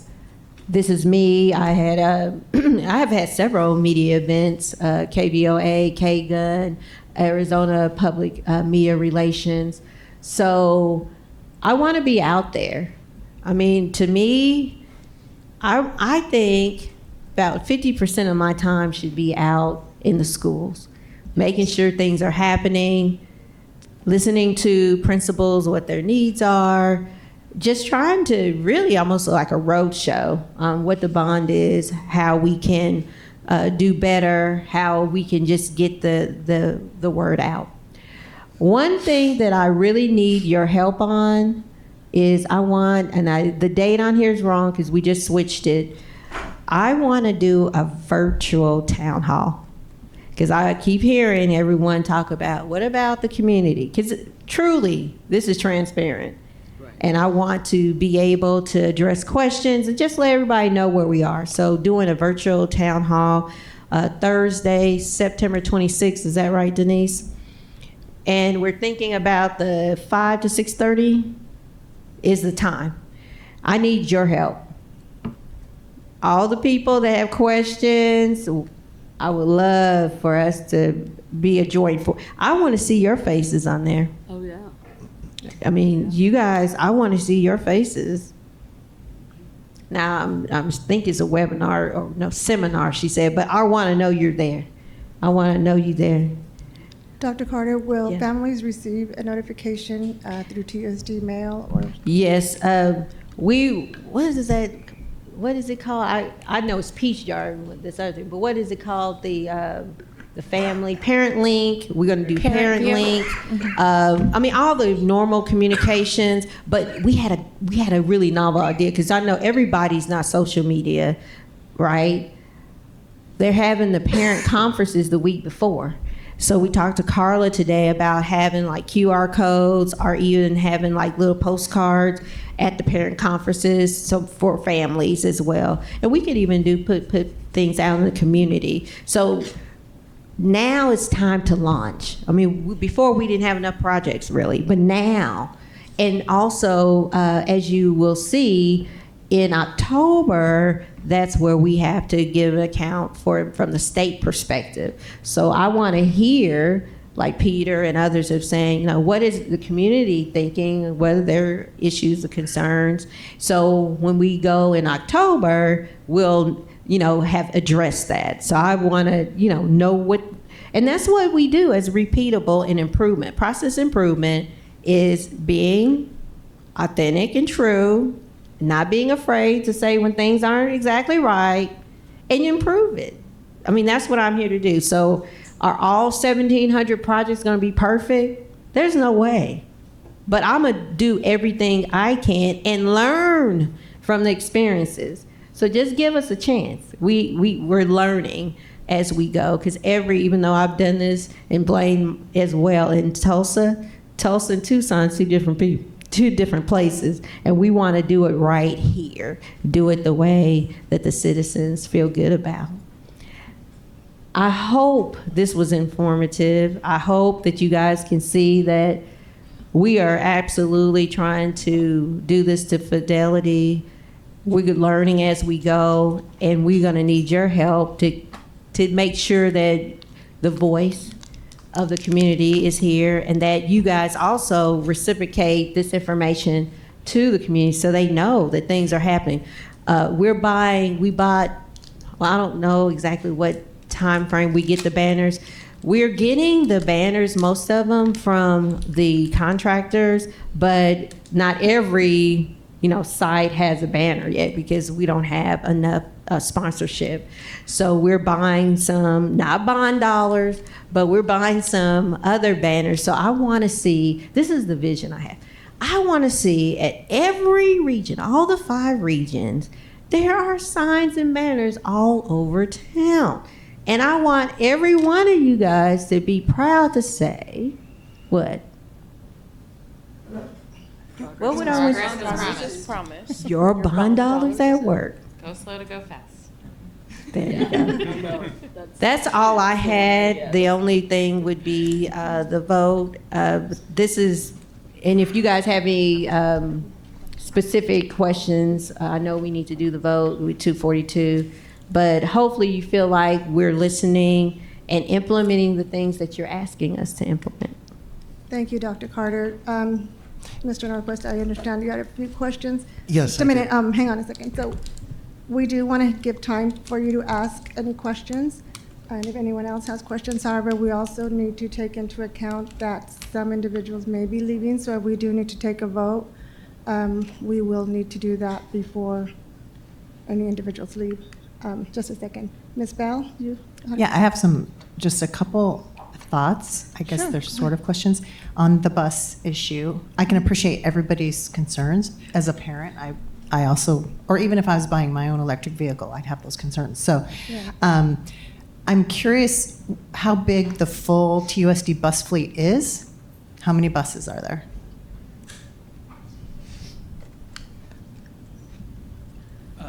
The entire fleet's 300 buses. So 10 new electric buses is really not that many. It's not going to be on every route. It's going to be very small. The intent is not to route all those buses as well to address other issues like reliability in that. The intent was to possibly route, like let's say 5, have 5 spares, to give the pilot program all of those questions you have. We have them. I tell all these people all the time, we need our data, TUSD data. So I agree. Maybe it goes 80 miles, maybe it goes 160 miles. I'd like to stand before you in 3 years and say, this is what it does, this is our data. So that's the design there. The intent was to put 5 on the road, have 5 spares, so I can keep one on the road all the time and tell that other nice gentleman that was here, say, no, it's not an anomaly. I have solid data and work with our partners to improve that technology. So that was And I love hearing that because that's what my thought was. We don't have to roll them all out. We can still buy them. I do think this is a deal to have these rebates and save all this money, millions of dollars for other things, or even other gas buses. But I think just knowing that we could roll them out slowly and we're piloting this, so until the community or whoever feels more comfortable that they're working and it's okay. And maybe another way to look at this deal is it's 10 buses for $1.2 million, or I could come back and ask for 6 diesel buses for $1.2 million. So that's just a different dollar way of looking at this pilot program. I'm done. Mr. Norquist? Yes, thank you. So to address a couple of those initial concerns that you just brought up, ma'am, and thank you. One thing I want to say is that I believe that a lot of the financial information that has been put into the graphics we've been given is actually deceptive. I'm not saying it's intentionally deceptive, but I think there's a number of factors that are not being taken into account that make it look cheaper than it really is. And I also want to mention that these rebates, as I mentioned before, other rebates will come. I'm confident of that because it's the way that the industry is going. That being said, taxpayer money is still being used to fund those rebates. So it's not like it's the pure savings that we're necessarily being presented with. In terms of the number of buses, What I wanted to comment was that even if it's only 10 buses, if there's a safety issue, even one is too much if it's dangerous. I want to really encourage everyone. Thank you again for whoever brought this. I've been trying to multitask. I'm not always good at that, but trying to look at this. And there are just two parts of this I want to very briefly read. Someone collated a list of fires that had happened with electric buses specifically within the last years or last 2 years. There was one in China, an electric bus fire. Paris had 2 in 22. Italy had 1. London had 1. These are all in 2022. Indianapolis, Hamden, Connecticut. London actually had 6 bus fires where 6 buses were destroyed. Philadelphia had 1. Wichita, San Jose, California, and 3 electric Mr. fires in Norquist, are London. these the same model buses as what we're getting? I'm sorry? Are these the same model buses as what we're? Not all of them, but some of them, I believe. So there's a couple of different models. You know, we're looking at the. I don't believe they are. I believe they're different. Well, we're looking at the Lion type, right? No. What are we looking at? International. International? Okay. Well, so that is still something I would want to ask is which of these were the same model we're looking at, or which of them were the same construction, even if they're not the same brand, right? Because we're talking about the technology. And then the other list that is on here I think is really useful is it's labeled examples of fails. One example is given: the suspension control module failed. The new one cost $80,000. And so we're going to be a pilot program, but there have been pilot programs. A number of them are listed here. In New York, they had a failure rate of about 20%. In Edmonton, they said the city paid for their gamble on a hobbled electric fleet. In Asheville, they claimed a multi-million-dollar loss for the investment they made. Maintenance costs for 5 buses were more than $250,000, and 3 of the 5 were not operational after 5 years. Ann Arbor claimed a lot of downtime and performance issues. In Philadelphia, Proterra buses were taken off the road due to problems, and with the Winthrop schools, they took them off the road when one of them lost braking and steering. In California, they claimed the electric buses don't work. Austin claimed to be plagued by vehicle glitches and supplier bankruptcy. And the superintendent said the transit agency's battery-powered buses have been less reliable and harder to fix. So there's a long list of issues there.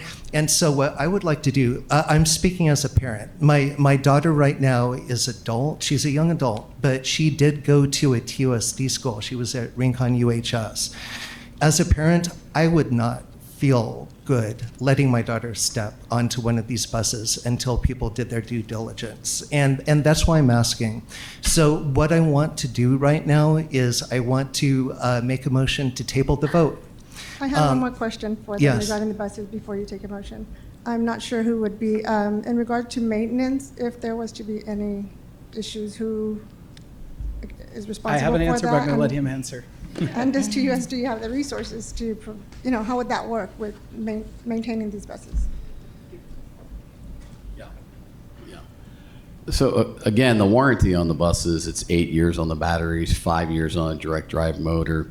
Maintenance, the general consensus is on the data is you'll reduce your maintenance by at least 50%. So generally speaking, there is no engine or transmission. That is 80% of the cost of a lifetime of a bus. So with an electric bus, you're basically looking at a computer on wheels, right? So anything we're doing in the future, it's less wrenching and more calibration, software upgrades, things of that nature. We train the drivers, we train the technicians to get more familiar with the buses, but there is less maintenance on the buses because there's less to maintain. Again, engine and transmission being dominant. With this program, will somebody be going out to check out the buses on a regular schedule, make sure that they're running effectively? And if so, is that a TUSD employee or? We'll continue our normal maintenance inspections as we do all our vehicles. So part of that, to start with, drivers would inspect their normal safety components every day. And then if there's a concern, they highlight that and we put them in another bus. And that's our process for all 300 vehicles. Mm-hmm. And then amongst that, we have scheduled maintenance intervals. And then on top of that, our partners will work through this program as well. Thank you. I have Mr. something else I'd Norquist. like to Go ahead. add. So I appreciate all these articles and all the information people are getting to us. But I mean, I just Googled diesel bus fires versus EV bus fires. And this article from January, recent, says after 10 years of data, gasoline and diesel fueled vehicles are far more likely to catch fire than electric vehicles. I mean, there's articles both ways, and I want to believe that they're constantly being improved, and resources, everything is stepping up, and safety's being addressed. And I mean, gasoline fires happen too, so I guess just want to throw that in there. And I'd like to speak too, and let's keep in mind this is a pilot program, and it's a local pilot program for our district, which will be very specific in what we're trying to do here. So as much as the information that we're getting around the nation and the world, I get that. But the only way to really truly find out what's safe for our kids and our fleet is to have this pilot program so we can be specific for our needs in Tucson. So I just want to make that clear. We're not replacing the whole bus fleet. We're doing a pilot program so we can move forward safely. I'd also like to say, I drove here in a car. I didn't take a horse and carriage. And so I think if we applied the same logic to essentially the last 100 years, we'd be coming here in horses and carriages. And I do believe, I read a couple of the articles before I got here. Most of them were from 8 years ago. And I know you presented, I'm sorry, am I supposed to point? You presented that there's new battery technology. And so what we're seeing is this iterative process. We're getting better at it. And to Red over here, he says that this is a pilot program. That's exactly right. I just feel like we're taking, we're not using the proper, we're comparing apples to oranges. And again, I got here in a car, and the amount of carnage that is caused by combustible engines is undeniable. So I see no problem with leveraging almost $5 for every dollar spent to do this pilot program. And I'm a little upset. My son is 8 years old, so he'll be possibly on one of these, and I'm totally fine with him. And the idea that I'm a poor parent for thinking this way, which is what is the subtext of this discussion here, really gets me upset, which is why I'm feeling a little emotional right now. So you can talk about a bus fire in Italy. And what does that have to do with this here, especially a bus fire from 10 years ago? Nothing. So I would like to move forward and kind of stop with these theatrics, and also the idea that I'm somewhat of a bad parent. Ms. Carter? Mr. Norquist? So that is not the intention to imply or assign blame to anyone. My only point is that I think that there are two sides to look at, and that we have not been given a chance to do our due diligence, because this was literally put in front of us 3 days ago. And I think that given the fact that there is information on both sides, we have the right and the duty to take our time to be able to understand the issue before voting on it. One thing I wanted to ask, I do want to make a motion to table this for now to give people that opportunity. If that should fail, though, there is another person who sent in, another parent out there who sent in a proposal I thought was actually rather good. And it's just a short paragraph. I just wanted to read it real quick. Everyone has it as their separate paper right here. And what this parent said is, if the Bond Oversight Committee is so hot to invest in a new technology, I think it would be appropriate to require that the bus company enter into a binding performance agreement with TUSD.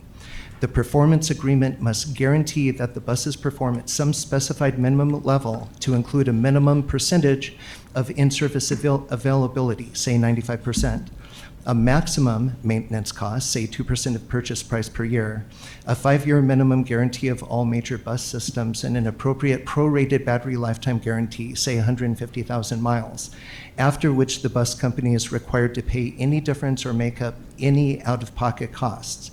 If the company is not willing to enter into such an agreement, then I think it is safe to say they do not believe in the reliability and cost effectiveness of their buses. So I wanted to present that as a possible rider that could go into the agreement. Ms. Sotelo? I just wanted to say something. It's very interesting to me that we kind of only have like one perspective And I would love, like, to hear another perspective also. And, Dawn, she simply like Googled and found other information. So just to be getting fed like information from one perspective, I think isn't okay. And I want to speak on behalf of my 4th grade and 3rd grade students that they're excited for electric vehicles. And at 8 and 9 years old, like they understand like where we're headed and where we need to go now. So we just need to keep their voice in mind too. And Anthony, Mr. Anthony, it doesn't make you a bad parent either, because our children are excited for that and they want change. Because even at 8 and 9 years old, they acknowledge the troubling situation that we're headed if we don't make changes, and they want those type of things. Thank you. Ms. Coleman? I'd just like to move that we accept the proposal from Dr. C, and that we move forward on this. I'll second that. Okay, so Ms. Bourbois, can we do a roll call vote on that, please?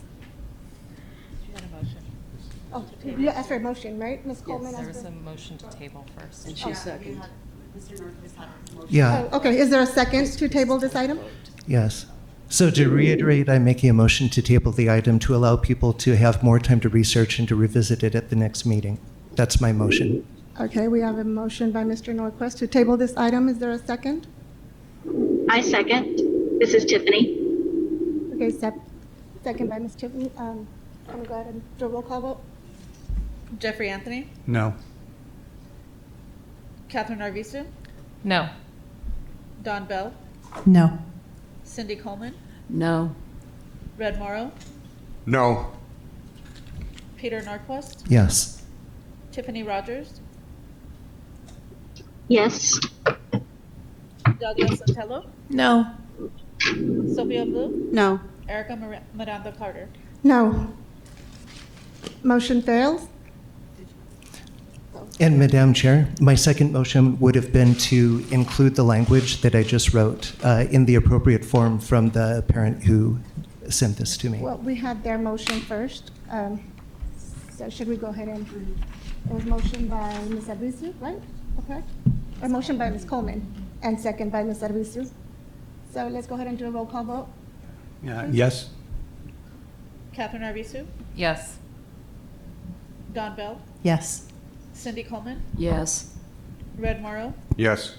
And I'm sorry, Madam Chair, I missed what we were voting on. Will you please repeat that one more time?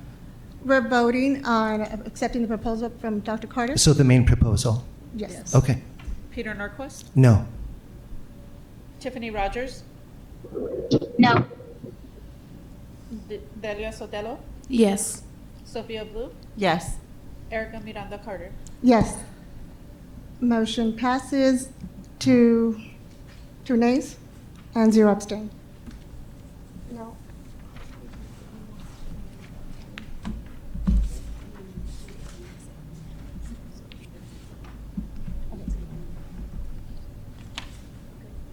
So motion passes. So we move on to our next item. 6.01, future meeting dates and agenda items. My apologies for that. I had the date. So our next meeting is scheduled for September 19th. That's correct. And, correct? Yes. September 19th, same time, 1 p.m. Is there any agenda items that you would like to add for this meeting? So we can propose an agenda item? Yes. So I noticed the CFO is not here today. I'd like him to be here next time, because I want to have some questions about the savings that we're going to have, and if they can be applied to future bond raising rounds to lower our basis points on what we pay, and some stuff like that. So I want to get into more of the particulars on how the bond's going to be raised in future rounds. Now, I'd like to add on there for future agenda items, written comments and call to the audience. I'd like a discussion on that with committee members, as well as the discussion in regards to removing committee member Caballero. I have made various attempts to reach out to her to see if she's still interested in remaining in the committee. However, I have not heard back from her. So I would also like that on the future agenda. Hey, Madam Chair, may I Mr. make Marcos. one more proposal for a future agenda? Yes, It's sir. my understanding that we are not live streamed. I would like to ask if it's possible to do that. There are some people who would like to watch the meeting in real time, but who are not able to make it in person. I know it's done for governing board meetings, and I think possibly other committees. I'm not sure about that, but I've had a request from others if we can live stream. Okay, we can put that for discussion. I don't see Mr. Ross here, so I think we need He to was discuss- here. He was here, so we'll discuss that. Dr. Carter? Actually, I was reading your mind, and I did talk to Carla with communications about that as some options. And so she did give me some things. It may not be exactly the same way, but different options for us to do streaming. So I am researching that because I did hear where people are saying like being able to have the streaming capability if they can't make it through the day especially. So we are researching that. So just more ways of communication. So we're on it. Thank you. Any further items to be considered for future agenda? No? So, okay. May I have a motion to adjourn? So moved. Second. I motion to adjourn. Motion by Mr. Norquist. second. Second by Ms. Bell. I'm so sorry. All in favor, say aye. Aye. Aye. Opposed? Abstained? Motion passes. We are adjourning at 3:02. Thank you, everyone. Oh, man, 2 minutes later, you're fired. Yep. You got me on pilot project. Yeah. That was good.